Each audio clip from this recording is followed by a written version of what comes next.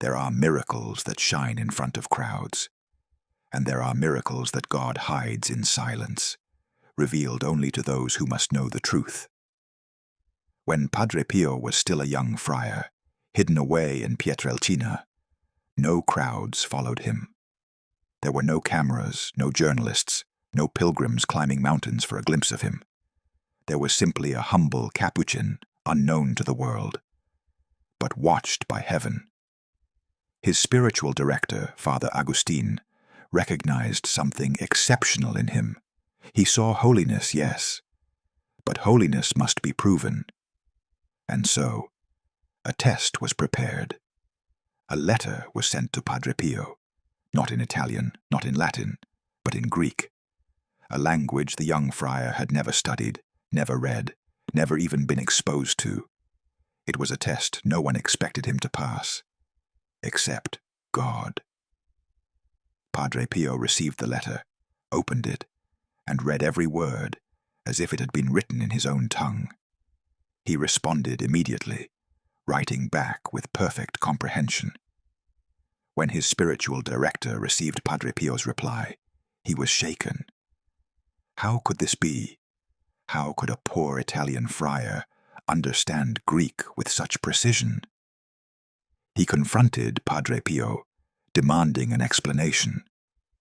Padre Pio lowered his eyes, as if embarrassed by something that was not his doing, and whispered, "My guardian angel explained everything to me." There was no triumph, no excitement, no personal credit. The miracle was not about him.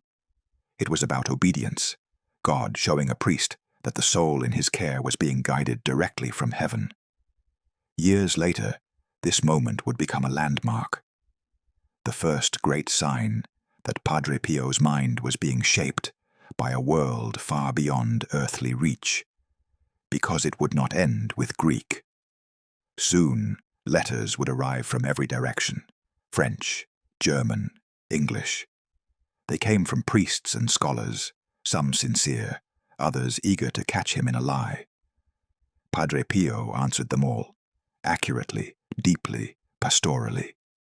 Father Agustin once sent him a letter in French, simply to see if what he suspected was true. Padre Pio responded instantly, perfectly. No hesitation, no dictionary, because this gift was not learned, it was given. And God gives nothing without a mission. That mission soon took the form of the confessional, the battleground of heaven and hell. People began to arrive from distant places, each with heavy sins that could only be washed clean through the priesthood of Christ. What if they could not confess, because the priest did not speak their language? What if sin remained hidden, because the words were not understood? Satan would win simply through confusion. And so God tore down the wall. There was a young American girl who spoke no Italian. She entered the confessional with fear, unsure if she would even be able to speak. Yet Padre Pio listened, spoke to her, instructed her, comforted her, in English. When asked afterward if the friar had truly spoken her language, she answered without hesitation, "Yes." But Padre Pio did not know English. Then came the Austrians. They confessed in German. He absolved them in German. A priest from Switzerland spoke Latin. Padre Pio replied in perfect German instead. It was not an accident. It was supernatural strategy. God had made him a universal confessor, because the war for souls has no borders. One day, a French priest insisted on confessing only in French. Padre Pio listened quietly and replied with a firmness that revealed a profound truth about miracles. They do not exist for show. He told the translator, "Tell him I could confess him in many languages, French, English, Greek, and others, but I do not wish to hear his confession. Because grace is not a performance. Miracles are not tricks for the curious. Every extraordinary gift in the Christian life has a purpose: the salvation of souls." When pride or arrogance tries to turn heaven into a spectacle, God refuses.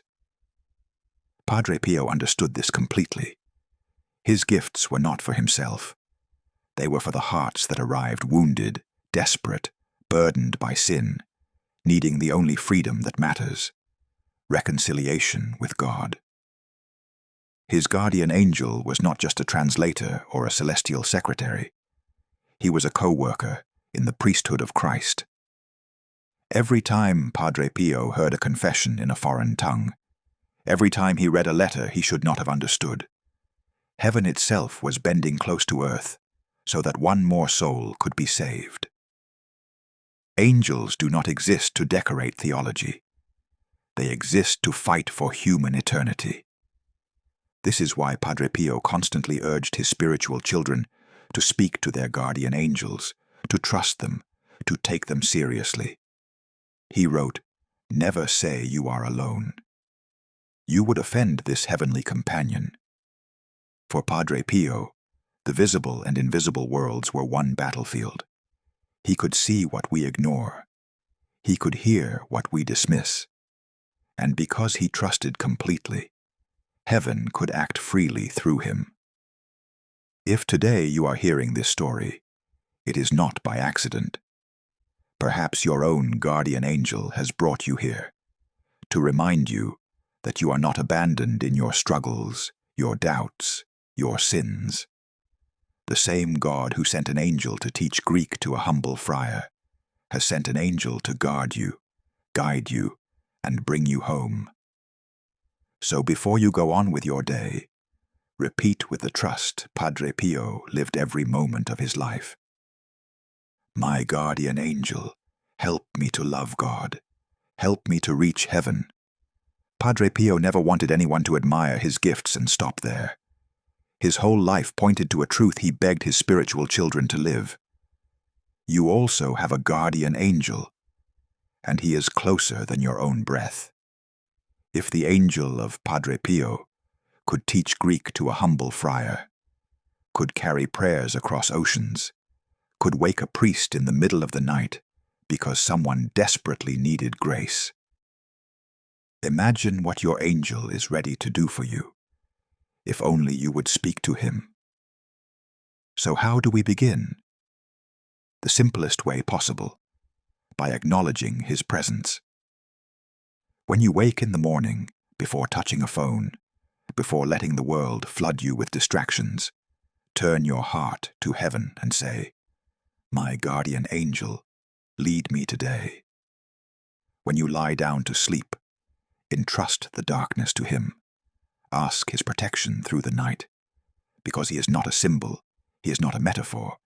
He is a soldier of God, assigned to stand guard at your soul until your final breath. And remember, every person you meet also has an angel beside them. When you greet someone, good morning, good evening, how are you? Silently greet the angel who accompanies them. This unseen courtesy changes hearts. It trains your soul to recognize the invisible, to honor holiness you cannot see, but that is nevertheless present. It transforms the way you look at people, not as obstacles or annoyances, but as souls escorted by radiant guardians who see God face to face. You can speak to your guardian angel without moving your lips. He knows your thoughts when God allows it, and he receives every prayer of your heart. The demons cannot hear this language. Temptation becomes weaker the moment you remember that you are not fighting alone. For your angel's greatest mission is not to protect your body from danger, though he does that too, but to keep you out of hell. He has been entrusted with the eternal destiny of your soul, and his power in spiritual combat is terrifying to the enemy. When you face decisions that confuse you, ask his counsel. The book of Tobit teaches us, angels know the road ahead better than we do. When you travel, when you feel fear, when sickness threatens, invoke your angel's presence. But above all, when temptation knocks, call upon him like Padre Pio did with total confidence. You will see that no battle is fought alone. Saints took this seriously. St. John once said that when he needed to resolve a difficult situation, he would first send his guardian angel to speak with the guardian angel of the other person involved. That peace might arrive before he did, Padre Pio often said to his spiritual children, "If you need me and cannot reach me, send me your angel." And many nights he could not sleep, because angels from around the world came to wake him, carrying requests from the souls he loved. You may not see angels like Padre Pio did. That does not make your angel less real. Like Saint Therese wrote, he can go to those you love when you cannot be present, wiping tears, protecting hearts, carrying grace. Angels accompany families, cities, nations, parishes. Portugal itself has a guardian angel, honored even in liturgy, who prepared the shepherd children for the apparitions of Our Lady of Fatima. Heaven covers the earth with invisible warriors. Not one moment of history is left unguarded. But there is something we so often forget. We are also called to imitate the angels. If they guard us, then we must guard others. If they lead us to heaven, then we must help others rise with us. To love like an angel is to will someone's salvation with all your heart, to become a guardrail along the road to God. This is the lesson Padre Pio would want us to carry from his life. Do not ignore the one who has never ignored you. Your guardian angel has been by your side since the moment of your conception. He will be the last to speak to your soul at the hour of death. And if you are faithful, he will be the first to embrace you in eternity. So tonight, before this video ends, make him a promise. Walk with me. Fight for me. Lead me home. If this mission speaks to your heart and you wish to help it grow, consider becoming a channel member. You will receive a special member badge beside your name in the comments, gain access to exclusive videos, and help me continue sharing powerful stories that strengthen faith and awaken souls. Thank you for your support. May God bless you and your guardian angel always be at your side.